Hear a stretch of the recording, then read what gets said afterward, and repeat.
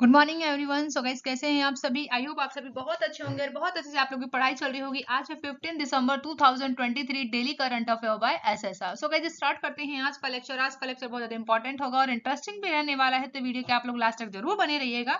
अगर आपने जो है अभी तक वीडियो को लाइक नहीं किया तो सबसे पहले वीडियो को लाइक कर दीजिएगा, चैनल को सब्सक्राइब कर लीजिएगा, ताकि जो भी वीडियो आए उन सभी की नोटिफिकेशन आप तक पहुंच जाए। तो देखिए, आज के लेक्चर में हम जान पाएंगे कि अभी हाल ही में प्रधानमंत्री मोदी ने कहां पर एआई शिखर सम्मेलन का शुभारंभ किया है। इस क्वेश्चन के बारे में हम समझेंगे, जानेंगे, डिटेल में जानेंगे। तो बैकग्राउंड इन्फॉर्मेशन के साथ जो है हम आज से रिलेटेड यानी 15 दिसंबर से रिलेटेड जितने भी इंपॉर्टेंट क्वेश्चन होंगे उनको अच्छे से डिस्कस करने वाले हैं विद बैकग्राउंड इन्फॉर्मेशन के साथ। तो वीडियो के लास्ट में आप लोगों से जो है क्वेश्चन ऑफ द डे भी पूछा जाएगा और वहीं स्टैटिक जीके के पोर्शन को भी हम लोग कंप्लीट कर रहे हैं, तो उसे भी अच्छे से लेके चलेंगे। तो स्टार्ट करें लेक्चर। तो देखिए, आप सभी को जो है कमेंट बॉक्स में लिखना है जय हिंद और जय। तो आइए से सबसे पहले कर लेते हैं यहाँ पे क्विक रिवीजन। तो हाल ही में विश्व निमोनिया दिवस कब मनाया गया? तो याद रखिएगा 12 दिसंबर का दिन वो होता है जिस दिन हम लोग जो है विश्व निमोनिया दिवस के रूप में मनाते हैं, ताकि जो है हम लोग ज्यादा से ज्यादा लोगों को जो है इस बीमारी के बारे में जागरूक कर सकें और उन लोगों के बीच में जागरूकता फैलाई जा सके जो लोग जो है इस बीमारी से जूझ रहे होते हैं। और ये जो बीमारी है बच्चों के लिए और जो बुजुर्ग होते हैं उन लोगों के लिए बहुत ज्यादा घातक बीमारी होती है, इसीलिए जो है विश्व निमोनिया दिवस मनाया जाता है हर साल 12 दिसंबर को। वही कौन सा देश जो है ध्रुवीय अनुसंधान पर $1 मिलियन खर्च करेगा? तो याद रखिएगा फ्रांस के द्वारा जो है अभी $1 मिलियन खर्च करने की बात की गई है अपने ध्रुवीय अनुसंधान में। वही किस देश का जो है विदेशी मुद्रा भंडार की बात करें तो $4.67 बिलियन अमेरिका बड़ा है, तो याद रखिएगा भारत का। वही किस देश की जो है वायुसेना जिसने जो है B-21 रीडर ने जो है अपने पहली उड़ान भरी है? तो अमेरिका के द्वारा। ठीक है, तो अमेरिका देश की बात करें तो वहां का जो वायुसेना के द्वारा जो है B-21 रीडर की जो पहली उड़ान भरी गई है। इसी के बीच यहाँ पे जो है गाजा में जो संघर्ष चल रहा है आप सभी को पता है। इसी में जो है इसी के बीच में जो इजराइल है, इसने किस देश को जो है वायु रक्षा प्रणाली बेची है? तो याद रखिएगा फिनलैंड को बेचा गया है। साथ ही किस देश ने जो है अंतरिक्ष यात्री फ्रैंक बोरमैन का निधन हुआ है? तो याद रखिएगा ये अमेरिका के अंतरिक्ष यात्री हैं जिनका नाम है फ्रैंक बोरमैन।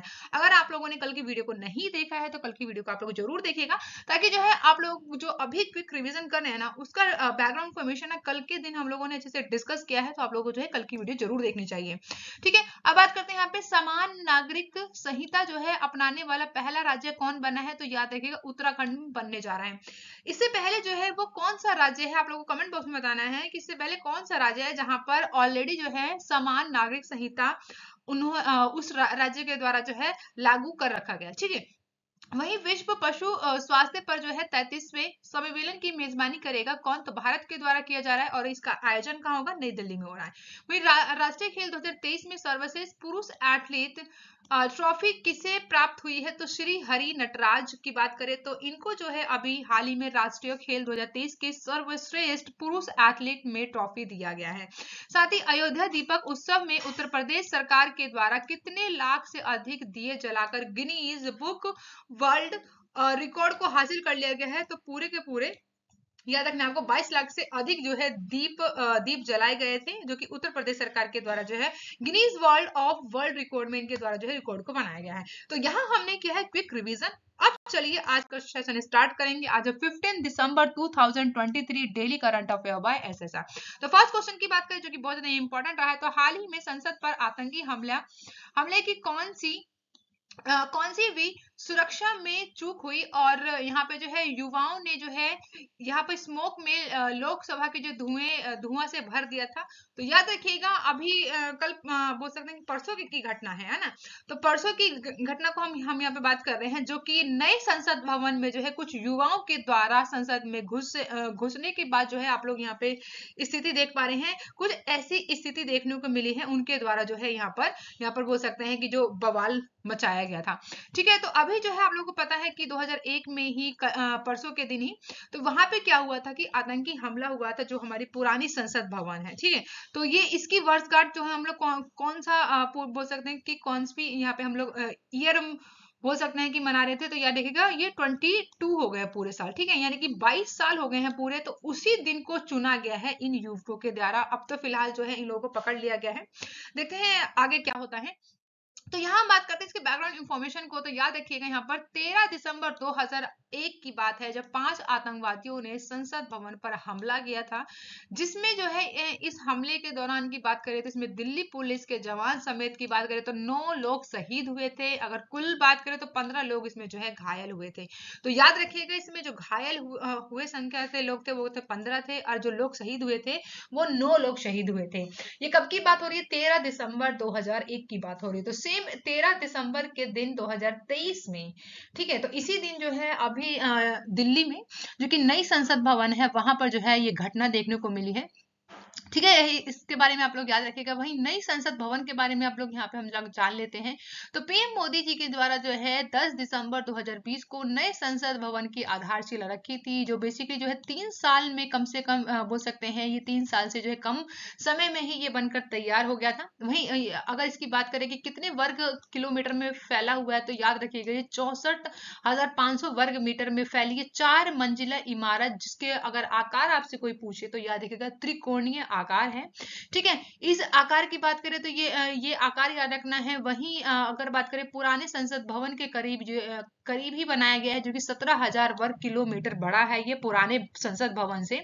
इसके अलावा यहाँ पे जो है अत्याधुनिक तकनीक से तैयार किया गया है, और इस पर जो है भूकंप का असर भी नहीं होगा। कुछ इस तरीके से जो है ये हमारी जो न्यू पार्लियामेंट है उसे जो है बनाया गया है। वहीं इसकी आधारशिला रखी गई थी, और इससे बनाने का प्रोजेक्ट जो है टाटा प्रोजेक्ट को दिया गया था। इसके निर्माण में आने वाली अनुमानित लागत की बात करें तो 971 करोड़ रुपए जो है इसमें बेसिकली जो है इसकी लागत आई है नए संसद भवन में। तो इतना आपको याद रखना है। अब बात करते हैं नेक्स्ट क्वेश्चन। हाल ही में अंतरराष्ट्रीय लैंगिक समानता पुरस्कार 2023 के लिए किस देश के एनजीओ को सम्मानित किया है? तो याद रखिएगा अफगानिस्तान का एनजीओ है, इसे बेसिकली जो है अभी अंतरराष्ट्रीय लैंगिक समानता पुरस्कार 2023 से अभी यहाँ का जो एनजीओ है उसे जो है यहाँ पर सम्मानित किया गया है। साथ ही यहाँ पे हम बात करेंगे बैकग्राउंड इन्फॉर्मेशन की, तो फिनलैंड ने जो है अफगानिस्तान में एक गैर सरकारी संगठन, जिसे आप लोग अंतरराष्ट्रीय लैंगिक समानता पुरस्कार 2023 कह रहे हैं, इसी को जो है इसी से सम्मानित किया गया है अफगानिस्तान के एक सरकारी संगठन को। इसमें जो है एनजीओ के द्वारा जो है अफगानिस्तान की महिलाओं के अधिकारों को बढ़ावा देने और उनकी रक्षा करने का काम किया है। और फिनलैंड की जो प्रधानमंत्री हैं इनका नाम है पैट्री ओपोर, जिनके द्वारा जो है इस अवार्ड के साथ बेसिकली यहाँ पर 3 लाख यूरो भी देने की बात की गई है। तो इतना आपको याद रखना है। नेक्स्ट क्वेश्चन है थोड़ा, हाल ही में भारत और किस देश से जो है मुक्त व्यापार समझौते की बातचीत शुरू हुई है? तो किस देश के साथ? ओमान के साथ। तो ओमान के साथ जो है बेसिकली अभी मुक्त व्यापार समझौते की बात चल रही है, किसके साथ? भारत और ओमान के बीच। तो ऑप्शन ए क्या हो जाएगा? बिल्कुल करेक्ट होगा। तो ओमान की बात करें तो वर्तमान समय में भारत का जो है 29वां यहाँ पर आपको याद रखना है सबसे बड़ा व्यापारिक भागीदार है, जो कि द्विपक्षीय व्यापार में मजबूत वृद्धि को देखा जा रहा है। अगर 2012 से देखें तो करीब ये जो है यहाँ पर 3.15 बिलियन डॉलर से वित्त वर्ष 2013 के दौरान की बात करें तो वहां पर 4.48 बिलियन डॉलर हो गया है। वहीं सालाना की बात करें तो ये पूरे के पूरे 42% की यहाँ पर वृद्धि को देखा गया है। इसीलिए अभी जो है मुक्त व्यापार की बात चल रही है भारत और ओमान के बीच में। नेक्स्ट क्वेश्चन है आप हाल ही में प्रधानमंत्री मोदी ने कहां पर एआई शिखर सम्मेलन का शुभारंभ किया है? तो ये आपको याद रखना है कोची में किया गया। तो ऑप्शन ए क्या हो जाएगा? बिल्कुल करेक्ट हो जाएगा यहाँ पे कोची। तो आर्टिफिशियल इंटेलिजेंस के लिए वार्षिक ग्लोबल पार्टनरशिप, जिसे आप लोग GPIAI बोल रहे हैं, ठीक है, इसका शिखर सम्मेलन की बात करें जो कि 12 दिसंबर से लेकर ये आपका नई दिल्ली में इसका आयोजन हुआ है, वो भी कहां पर? भारत मंडपम में इसकी शुरुआत की गई, जिसमें जो है एआई सुरक्षा और विकास चुनौतियों पर जो है महत्वपूर्ण चर्चा किया गया है, जिसमें जो है उत्तर और दक्षिण अमेरिका, यूरोप और एशिया के 29 देशों के द्वारा जो है भागीदारी के साथ इसमें भारत जो है 2014 में GPAI के द्वारा जो है प्रमुख अध्यक्ष के रूप में यहाँ पर बना हुआ है, जो कि चीन के सदस्य सूची से बाहर कर दिया गया है, जो कि 29 देशों में चाइना जो है इसमें मेंबर नहीं है। साथ ही इसमें जो है इनके द्वारा जो है एआई के लैस हथियार आतंकवादी संगठनों और हाथों में पड़ने पर जो सुरक्षा संबंधित निहितार्थ के बारे में भी चिंता दिखाई गई है। यहाँ पे जो है आपको याद रखना है बेसिकली इसमें क्या है, मोदी जी के द्वारा जो बताया गया है कि जो AI है ना उसको हमें कैसे यूज करना है, तो लेस हथियार आतंकवाद संगठनों के हाथों में ना जाए, ऐसी सुरक्षा को देखते हुए हमें जो है AI के ऊपर काम करना है। इसमें जो है आप लोगों को पता है अभी हाल ही में रश्मिका मंदाना जी के साथ अभी डीप फेक का यूज करके बहुत ज्यादा इशू हुआ था उस बात के ऊपर। तो कैसे कैसे जो है गलत गलत काम हो सकते हैं, डीप फेक को यहाँ पर मतलब कि सबसे ज्यादा यूज कर सकते हैं। तो इसी के द्वारा जो है इसमें साइबर सुरक्षा को ध्यान दिया जाए और इसमें जो है डेटा चोरी ना हो, जैसी चुनौतियों के ऊपर जो है पीएम मोदी जी के द्वारा यहाँ पे प्रकाश डाला गया है और बोला गया है कि AI का जो है दुरुपयोग करने से रोका जाए, ये सबसे बड़ी चुनौती है इस समय की, और आने वाले टाइम में तो ये बहुत ज्यादा ही बढ़ जाएगी। तो उन्हीं के द्वारा जो है यहाँ पे बताया गया कि विभिन्न वैश्विक मुद्दों के लिए मौजूदा समझौते और प्रोटोकॉल के समान अंतरराष्ट्रीय समझौते पर प्रोटोकॉल बनाने का सुझाव भी दिया गया है, ताकि हम लोग जो है कि AI जो है यूज कर तो रहे हैं, लेकिन आने वाले समय में जो समस्याएं उत्पन्न होंगी उसके लिए जो है अभी से ही हम सभी देशों को एकजुट होकर इसके लिए अभी से ही जो है प्रोटोकॉल बनाने पड़ेंगे। तो इसके ऊपर बात की गई है, तो इतना आपको याद रखना है।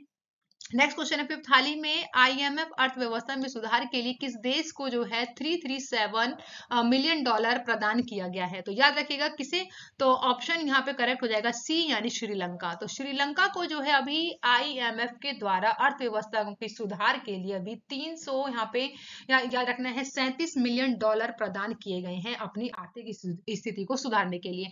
तो देश की आर्थिक संकट के कारण जो है यहाँ पर भोजन, बिजली, पानी, जो भी ईंधन की कमी हो रही है, जो कि पिछले कई सालों में यहाँ पे श्रीलंका के द्वारा जो है कर चुकाने के दायित्व से जो है यहाँ पर पीछे रहा है।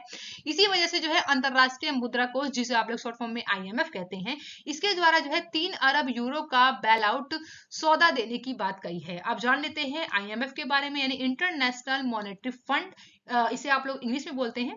वहीं आपको इसमें देखना है कि IMF की स्थापना कब हुई थी, तो ये याद रखना है जुलाई 1944 में इसे स्थापित किया गया था संयुक्त राष्ट्र ब्रिटेन वुड सम्मेलन के द्वारा, जिसमें उपस्थित 44 राष्ट्रों का उद्देश्य अंतरराष्ट्रीय आर्थिक सहयोग के लिए एक रूपरेखा तैयार करना था। वहीं प्रतिस्पर्धा, मुद्रा अवमूल्यन की पुनरावृत्ति को रोकने का काम करने के लिए जो है 44 राष्ट्रों के द्वारा यहाँ पर जो है IMF को स्थापित किया गया था।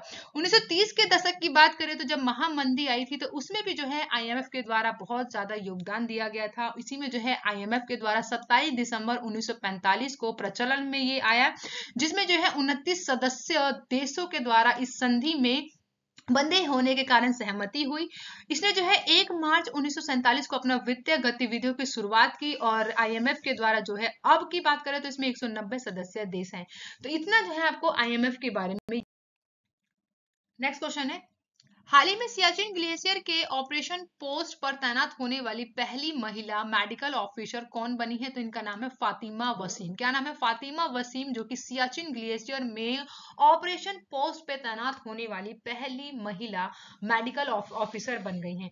तो इनको आपको याद रखना है, इनका नाम क्या है? फातिमा वसीम है। वहीं आपको बताना है गीतिका कौल कौन है, जल्दी से बताइए कमेंट बॉक्स में। आप लोगों को मैंने इस क्वेश्चन को अच्छे से बताया था, इनकी बैकग्राउंड इन्फॉर्मेशन को भी आप लोगों के साथ शेयर किया गया था। वही विश्व की जो सबसे ऊंचे युद्ध क्षेत्र यानी सियाचिन ग्लेशियर में ऑपरेशन पोस्ट पर भारतीय सेना की पहली महिला चिकित्सा अधिकारी कैप्टन फातिमा वसीम तैनात की गई हैं। कैप्टन फातिमा जो है यहाँ पर फातिमा बेसिकली जो कि सियाचिन ग्लेशियर में यहाँ पे खून जमने वाली जो ठंड होती है वहां पर एक महिला का होना, वो भी चिकित्सा अधिकारी बनकर, इनके द्वारा जो है यहाँ पर इतिहास रचा गया है। यहाँ का जो अगर हम लोग डिग्री की बात करें, यहाँ का जो तापमान रहता है वो कितना होगा, तो याद रखिएगा 0 से लेकर यहाँ पे 50 डिग्री से नीचे जो है यहाँ का बेसिकली जो टेम्परेचर रहता है। यहाँ पे तैनात होने वाले जितने भी जवान होते हैं उनके ऊपर जो है बेसिकली बहुत ज्यादा ध्यान रखा जाता है उनकी सेहत को लेकर। तो आपको कैप्टन फातिमा वसीम का जो है नाम याद रखना है, इंपॉर्टेंट हो जाती है ये। नेक्स्ट क्वेश्चन यहाँ पे 7, हाल ही में हैदराबाद शहर का नया पुलिस आयुक्त नियुक्त किया गया है, तो कौन है? तो याद रखिए KS रेड्डी। कौन है? KS रेड्डी को जो है अभी हैदराबाद शहर का नया पुलिस आयुक्त नियुक्त किया गया है, जिनकी आप लोग इमेज देख पा रहे हैं। नेक्स्ट क्वेश्चन यहाँ पे, हाल ही में किस देश ने जो है सतत प्रधान के लिए वन प्रमाणन योजना शुरुआत की है, तो याद देखिए कि किसके द्वारा किया गया? भारत के द्वारा किया गया। तो ऑप्शन यहाँ पे सी क्या हो जाएगा? बिल्कुल करेक्ट होगा। तो पर्यावरण, वन और जलवायु परिवर्तन मंत्रालय के द्वारा जो है भारत में वन और लकड़ी प्रमाणन योजना की शुरुआत की गई है। यहाँ पे जो है स्वैच्छिक राष्ट्रीय प्रमाणन पहल का उद्देश्य भारत में स्थायी वन प्रबंधन और कृषि वानिकी प्रथाओं को प्रोत्साहन करने के लिए जो है यहाँ पर इस योजना की शुरुआत की गई है। इस योजना में वन प्रबंधन प्रमाणन वही इसमें जो है इसी के साथ के बाहर के पेड़ और रियासत प्रमाणन की श्रृंखला को भी शामिल किया गया है। इसका उद्देश्य और प्रभाव क्या है, तो वही यहाँ देखिएगा स्थायी वन प्रबंधन कृषि वानिकी को बढ़ावा देने का काम है। वही संपूर्ण लकड़ी आपूर्ति श्रृंखला में जिम्मेदार प्रथाओं को प्रोत्साहित करना है। साथ ही यहाँ पर प्रमाणन मानकों का पालन करने वाली संस्थाओं के लिए बाजार मूल्य को बढ़ाता है। तो इतना आपको इस क्वेश्चन के बारे में याद रखना है। अगर वीडियो आपको अच्छी लग रही है तो वीडियो के लिए आपको लाइक करना है और चैनल को सब्सक्राइब कर लेना है। नेक्स्ट क्वेश्चन है यहाँ पे 9, हाल ही में किसे जो है व्यास सम्मान 2023 के लिए चुना गया है। तो इनका नाम बहुत ज्यादा इंपॉर्टेंट है, याद रखिएगा पुष्पा भारती को। तो ऑप्शन सी क्या होगा यहाँ पे, बिल्कुल करेक्ट हो जाएगा। तो पुष्पा भारती जिनकी आप लोग यहाँ पे इमेज देख रहे हैं, इन्हीं के द्वारा जो है व्यास सम्मान 2023 के लिए इन्हें चुना गया है, पुष्पा भारती। आइए बैकग्राउंड इंफॉर्मेशन की बात करें यहाँ पर, तो यहाँ पे पुष्पा भारती के द्वारा जो है इनका जो स्मरण है, इसमें याद रखिएगा यादें के लिए 2023 के लिए इन्हें व्यास सम्मान देने की घोषणा की गई है। ये जो है आपको याद रखना के बिरला फाउंडेशन के द्वारा दिया जाने वाला एक सम्मान है, जो जिसमें जो है 4 लाख रुपए की पुरस्कार राशि के साथ यहाँ पे प्रशस्ति पत्र और स्मृति चिन्ह भेंट किया जाता है। साथ ही अगर हम यहाँ पे बात करें तो भारती के द्वारा यानी पुष्पा भारती जी के द्वारा अपने स्मरण यानी यादें के विभिन्न साहित्यकारों जैसे कि विशेषतः हिंदी के यहाँ पे आपको याद रखना है जो कि साहित्यकार हैं, इनसे संबंधित यहाँ पर जो है स्मरणों को रेखांकित किया गया है, जिसमें मक्खन लाल चतुर्वेदी, अयज्ञ वर्मा, महादेवी वर्मा, निराला राही, मासूम राजा, इसी के साथ ही कमलेश्वर और इसी के साथ इन्हीं में जो है कई अन्य को शामिल किया गया है। ये किताब जो है इसका प्रकाशन 2016 में ही कर दिया गया था, लेकिन 2023 के लिए इन्हें व्यास सम्मान दिया जा रहा है। इनका नाम याद रखेगा, बहुत ज्यादा इंपॉर्टेंट नाम हो जाता है ये, पुष्पा भारती। अब बात कर लेते हैं यहाँ पर हम लोग व्यास सम्मान की शुरुआत कब हुई, तो आइए जानते हैं। तो व्यास सम्मान का चयन जो है वर्ष के ठीक पहले यानी कि 10 वर्ष की अवधि में प्रकाशित किसी भी भारतीय नागरिक की हिंदी के लिए जो है वो है उनकी उत्कृष्ट साहित्य कृति को भेंट किया जाता है। वहीं व्यास सम्मान की शुरुआत कब हुआ था, तो 1991 में इसका सम्मान जो है इसकी शुरुआत किया गया था, जो कि के बिरला फाउंडेशन के द्वारा दिया जाता है। तो इतना आपको जो है व्यास सम्मान के बारे में याद रखना है। नेक्स्ट क्वेश्चन है आपका 10, हाल ही में किसे अजंता एलोरा फिल्म फेस्टिवल में लाइफ टाइम अचीवमेंट अवार्ड मिलेगा, तो याद रखिएगा इनका नाम है जावेद अख्तर को। तो जावेद अख्तर को बेसिकली अभी जो है अजंता एलोरा फिल्म फेस्टिवल में लाइफ टाइम अचीवमेंट अवार्ड मिलेगा। आइए अब कर लेते हैं जल्दी से स्टैटिक पोर्शन को कंप्लीट। देखो आज के स्टैटिक पोर्शन में हम लोग करेंगे यूरोपीय कंपनियों का आगमन की बात करेंगे, ठीक है। तो याद रखिएगा नीला जल नीति किसके द्वारा शुरू किया गया था, तो याद रखिएगा द अल्मीड़ा के द्वारा। किसके द्वारा, द अल्मीड़ा के द्वारा। बेसिकली जो आप लोगों ने इतिहास में पढ़ा होगा, हिस्ट्री में पढ़ा होगा, नीला जल योजना जिसे आप लोग ब्लू वाटर पॉलिसी के नाम से जानते हैं, इसकी शुरुआत किसने किया था, तो द अल्मीड़ा के द्वारा किया गया था। वहीं वास्को डिगामा जो है कालीकट तट पर कब पहुंचा था, तो 1498 में, है ना ये। तो याद रखिएगा 1498 में जो है वास्को डिगामा जो है आपका कहाँ पहुंचता है, कालीकट के तट पर पहुंचता है। वही भारत में जो है पुर्तगाली शक्ति का वास्तविक संस्थापक कौन था, तो नाम याद रखिएगा अल्फांसो द अल्बुकर। क्या नाम है, अल्फांसो द अल्बुकर जो है ये पुर्तगाली था, और इसके द्वारा जो है भारत में पुर्तगाली शक्ति को वास्तविक रूप से स्थापित किया गया था। वहीं मध्यकाल में सर्वप्रथम भारत के व्यापार संबंध स्थापित करने वाले थे पुर्तगाली के द्वारा, जो है मध्यकाल में सर्वप्रथम भारत में व्यापार संबंध को स्थापित किए गए थे। लंदन में ब्रिटिश ईस्ट इंडिया कंपनी के गठन के समय भारत का बादशाह कौन था, बहुत ज्यादा इंपॉर्टेंट क्वेश्चन है, आप लोगों से बार बार बनता है, हर एक एग्जाम में पूछा जाता है। तो याद रखिएगा लंदन में जब ब्रिटिश ईस्ट इंडिया कंपनी को गठित किया जा रहा था, उस समय जो है भारत का बादशाह कौन था, अकबर था। कौन था, अकबर था। वही भारत में जो है 1613 ईस्वी में अंग्रेजों ने अपनी पहली फैक्ट्री को कहाँ स्थापित किया था, तो सूरत में जो है 1613 ईस्वी में अंग्रेजों के द्वारा अपनी पहली फैक्ट्री को सूरत यानी गुजरात में स्थापित किया जाता है। वही भारत में जो है यूरोपियों का आगमन का क्रम क्या है, बहुत इंपॉर्टेंट है, याद रखिएगा पुर्तगाली, डच, अंग्रेज और फ्रांसीसी, यानी ये क्रम आपको याद रखना है, ये क्रम आपसे पूछ लेगा। कि यूरोपियों के आगमन का जो क्रम है वो क्या है। तो याद रखिएगा, पुर्तगाली है, डच है, अंग्रेज है और फ्रांसीसी है। इसी क्वेश्चन के साथ एक और क्वेश्चन मैं आप लोगों को यहाँ पे करा देती हूँ। तो अगर आपसे कोई पूछे कि भारत में जो है यूरोपीय कंपनी का जो है यहाँ पर इस स्थापना जो है किस क्रम में रहा, तो याद रखिएगा पुर्तगालियों का पहले रहा, उसके बाद अंग्रेजों का रहता है, ठीक है। सेकंड नंबर पे अंग्रेज लोग जो है यहाँ पर कंपनी को स्थापित करते हैं भारत में। तीसरे नंबर पे आते हैं यहाँ पर डच और चौथे नंबर पर आते हैं आपके फ्रांस, ठीक है, फ्रांसीसी। तो ये आपको जो है यहाँ पे याद रखना है कि भारत में किस प्रकार से जो है यूरोपियों के द्वारा जो है भारत में कंपनी स्थापित की गई थी। लेकिन आगमन का क्रम देखो थोड़ा सा अलग है, पुर्तगाली, डच, अंग्रेज और फ्रांसीसी। वहीं यहाँ पे याद रखना है, अवध के नवाब शहादत अली ने प्रयागराज का किला अंग्रेजों को सौंपा था कब? तो 1797 में जब है जो कि नवाब थे, अवध के नवाब जिसका नाम है शहादत अली, इसके द्वारा जो है प्रयागराज किला को जो है अंग्रेजों को सौंप दिया गया था। एक और क्वेश्चन है, बहुत ज्यादा इंपॉर्टेंट है, बहुत सारे एग्जाम में पूछा जाता है, जैसे कि यूपीएससी हो गया, ठीक है। ये क्वेश्चन उन सभी में भी पूछा गया है, आरओ एआरओ में भी आप लोगों का ये क्वेश्चन पूछे गए हैं। तो याद देखिए, कर्नाटक का युद्ध, कर्नाटक का जो प्रथम युद्ध है ये कब हुआ था? तो 1746 से लेकर ये आपका 48 तक होता है, यानी कि 1746 से लेकर 48 तक जो है ये युद्ध चलता है प्रथम। वही कर्नाटक का द्वितीय युद्ध की बात करें तो ये आपको जो है 1749 से लेकर 54 तक चलता है। वही तृतीय युद्ध की बात करें तो ये आप लोगों को जो याद रखना है, कर्नाटक का युद्ध जो है तीसरा ये चलता है 58 से लेकर 63 तक। तो बहुत ज्यादा इंपॉर्टेंट क्वेश्चन है, एक बार जरूर आप लोगों को जो है पढ़ लेना है, अच्छे से समझ लेना है, क्योंकि ये जो है स्टैटिक पोर्शन आपको जो है डे बाय डे थोड़ा थोड़ा करते रहना चाहिए, ताकि जो है आप लोगों का पीछे का जो भी आप लोगों ने पढ़ा है उसका रिविजन होता रहे। अब देखिए, बात करते हैं, लास्ट वीडियो में मैंने आप लोगों से क्वेश्चन पूछा था, तो उस क्वेश्चन की बात कर ले। तो हाल ही में दक्षिण पूर्व एशिया अफीम सर्वेक्षण 2023 में किस देश को जो है दुनिया का सबसे बड़ा अफीम उत्पादक बताया गया है? तो म्यांमार को बताया गया, ठीक है। वही है, आज का जो क्वेश्चन रहेगा यह है कि हाल ही में संपन्न राष्ट्रीय खेल 2023 में सर्वश्रेष्ठ पुरुष एथलीट की ट्रॉफी किसे प्राप्त हुई है? तो 4 ऑप्शन आप सभी के सामने कमेंट बॉक्स में जो है आपको करेक्ट ऑप्शन बताना है। Thank you for watching guys, मिलते हैं नेक्स्ट वीडियो में। आप लोग खुश रहिए, सुरक्षित रहिए और अपनी पढ़ाई और लाइफ को बहुत अच्छे से एंजॉय कीजिएगा। और आपको जो चैनल को जो है लाइक और सब्सक्राइब कर लेना है चैनल को जल्दी से, और ज्यादा से ज्यादा लोगों में आप लोगों को जो है चैनल को शेयर करना है। Bye bye guys and take care.